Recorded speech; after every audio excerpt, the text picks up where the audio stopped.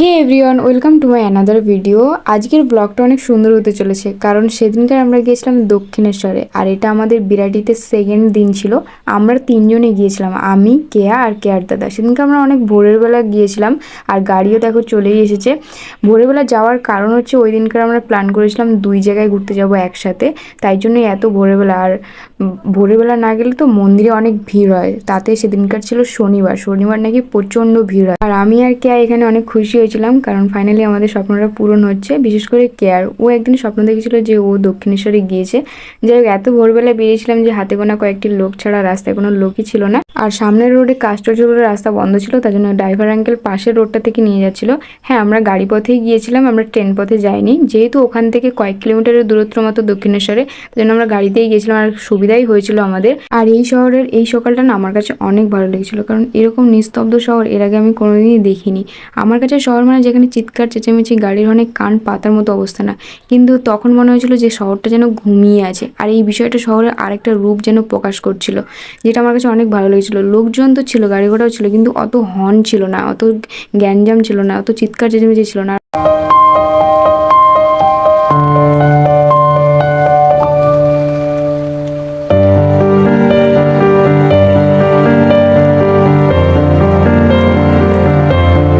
Finally পৌঁছে গেছি মন্দিরের সিংহদুয়ারের সামনে। ওই যে সিংহদুয়ার দেখা যাচ্ছে, আর মন্দিরের পুরো এরিয়া জুড়ে না এই দুটো রং দিয়েই মন্দিরটা সাজানো আছে। যে কেউ দেখলে বুঝতে পারে এটা দক্ষিণেশ্বর মন্দিরের এরিয়া। আর এই যে বাঁধারে যে রাস্তাটা দেখতে পাচ্ছেন, ওটা গেছে বেলুন মঠের দিকে।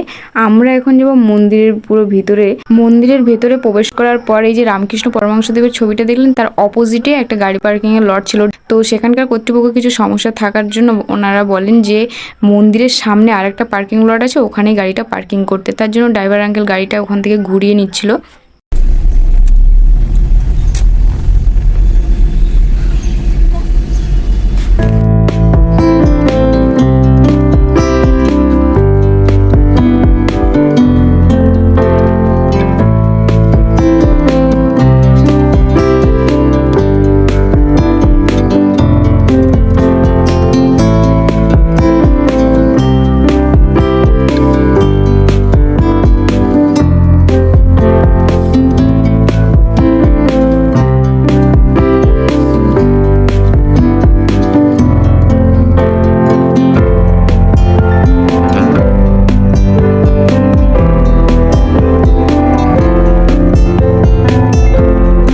আমরা মন্দিরের সামনে তারপর পৌঁছে যাই।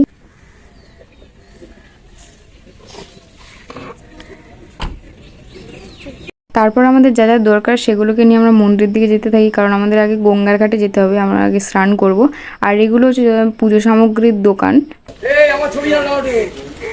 ঠিক আছে, হ্যাঁ হ্যাঁ, আপনার ছবি আমি একদমই তুলিনি, দেখলেন তো আপনার ছবি আমি একটু তুলিনি। তোমরা কিন্তু সাক্ষী রইল, ওনার কিন্তু আমি একটাও ছবি তুলিনি। যাই হোক, এগুলো হচ্ছে পুজো সামগ্রীর দোকান। আমরা পুজো দিতে গেলে যা যা সামগ্রী দরকার এখান থেকেই পাওয়া যায়, আর একটা স্টেশন থেকে পাওয়া যায়, আর কোথায় পাওয়া যায় কিনা আমি ঠিক জানি না। আর এই দোকানের পেছন আর এই বাগানের মধ্যখান থেকে না রাস্তা আছে যে মন্দিরের দিকে যাওয়ার জন্য। পাশের এই বাগান না ওটা বন ঠিক জানি না, সংরক্ষণ করে রাখা হচ্ছে, ভেতরে একটা পুকুর আছে।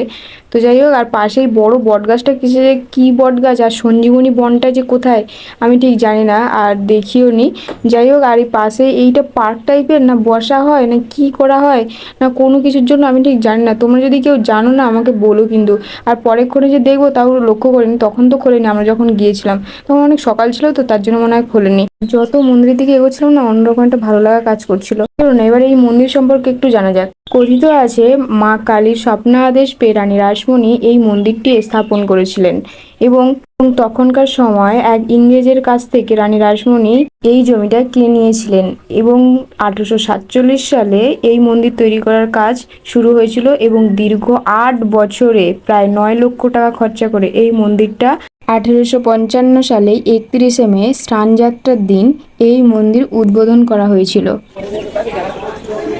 কত লোক এসছে বাবা! আমরা 7টা বাজতে যাই এরকম টাইমে এসছি, তো কত লোক চলে এসছে অলরেডি। আজকে আবার শনিবার নাকি, এখানে শনিবার নাকি প্রচণ্ড ভিড় হয়।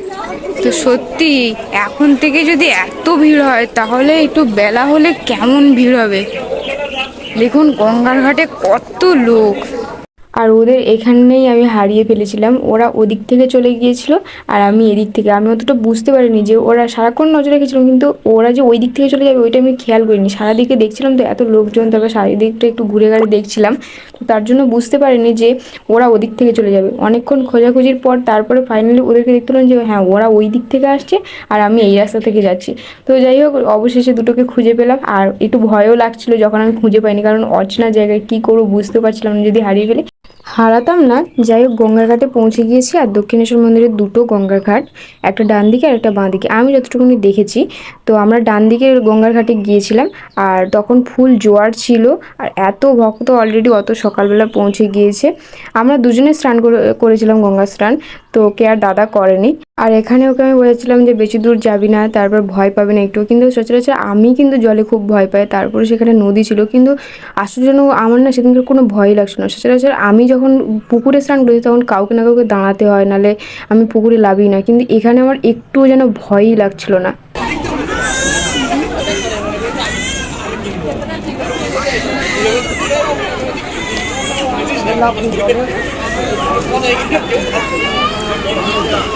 তারপরে ঘাটে আমাদের একটা ফটো তুলে দিতে বলেছিলাম কেয়া দাদাকে, কিন্তু ফটো তোলা বাদ দিয়ে উনি আমাদের ভিডিও করে দিয়েছিল। তো ভালোই হয়েছে ভিডিওটা করে দিয়ে। তো তারপরে আমরা হচ্ছিলাম ওখানে অনেকক্ষণ দাঁড়িয়েছিলাম, কারণ সবাই উঠছিল নামছিল।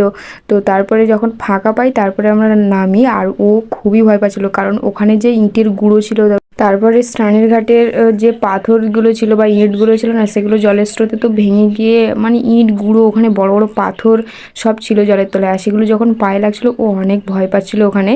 আর এই পাশে যে মেয়েটাকে দেখতে দেখতে পাচ্ছেন, উনি আরও ভয় পাচ্ছিল, যেটা আমার কাছে অনেক হাসি পাচ্ছিল, যে উনি এত প্যানিক করছিল যে আমার প্রচণ্ড হাসি লাগছিল। আর এখানে যে সব লোকজন টাকা পয়সা পেলে সেগুলো দেখো চুম্বকের সাহায্যে ওনারা দড়ি দিয়ে তুলছিল।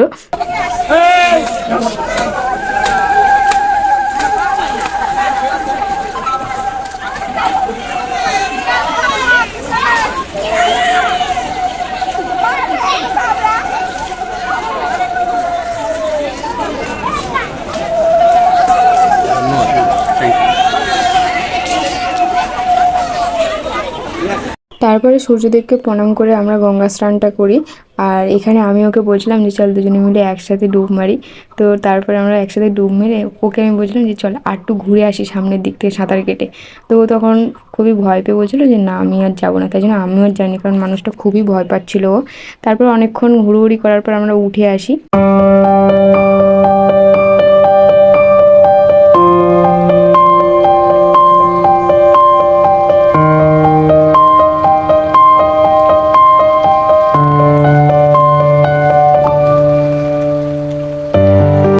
স্নান হয়ে ফ্রেশ হয়ে চলে এসেছি। আর এখন যাবো আমরা পুজো দিতে, কিন্তু যাওয়ার আগে শুনলাম যে ভেতরে ফোন নিয়ে যাওয়ার অ্যালাউ নেই। তাই জন্য আমরা গাড়ির ভেতরে সমস্ত জিনিসপত্র রেখে দিয়ে তারপরে ওখান থেকে প্রসাদ কিনে পুজো দিতে গিয়েছিলাম। আর চলেও এসেছি পুজো দিয়ে। তখন প্রায় 12টা সাড়ে 12টা বেজে গিয়েছিলো। মানে আমরা প্রায় 3-3.5 ঘন্টা পুজো দিতে সময় লেগেছিলো, কারণ ভিড় ছিল প্রচণ্ড। আর এই যে ফোন নিয়ে যেতে দেয়নি না, এটা ভালো একটা দিক, কারণ ফোন নিয়ে গেলে আখেরি অর্থে পুজোটা না সেটা দেওয়া হতো না। মানুষ ভিডিও ফটো তুলতেই ব্যস্ত থাকতো, সেটা আমি হোক আর যেই হোক না কেন, সেটা সবারই হয়। তারপর আমরা ওখান থেকে বেরিয়ে মন্দিরের পেছনের পুকুর পাড়ে গিয়েছিলাম।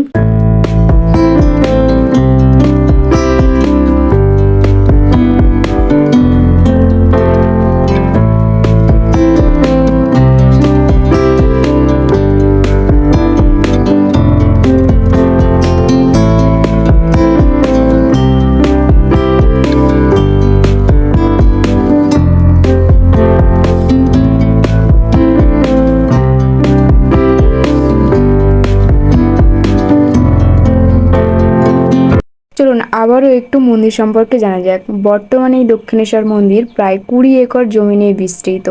মন্দিরের ভেতরে আছে দ্বাদশ শিব মন্দির এবং একটি রাধাকান্ত মন্দির এবং আরেকটি নাগ মন্দির।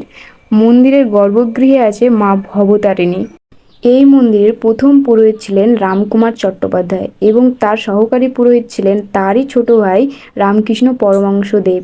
পরবর্তীতে রামকৃষ্ণ পরমহংসদেব এবং তার স্ত্রী সারদা দেবী প্রায় ৩০ বছর এই মন্দিরের মায়ের সেবা করেছিলেন। গদাধর সঞ্জীবনী বনে ধ্যান করে সিদ্ধিলাভ করেছিলেন এবং তিনি বলেছিলেন তিনি নাকি মাকে অনেকবারই দেখেছেন এবং গদাধর বলেছিলেন এই মন্দিরে মা ছিলেন, আছেন এবং থাকবেন। তো আজকে ভিডিওটা এতটুকু। রাধে রাধে।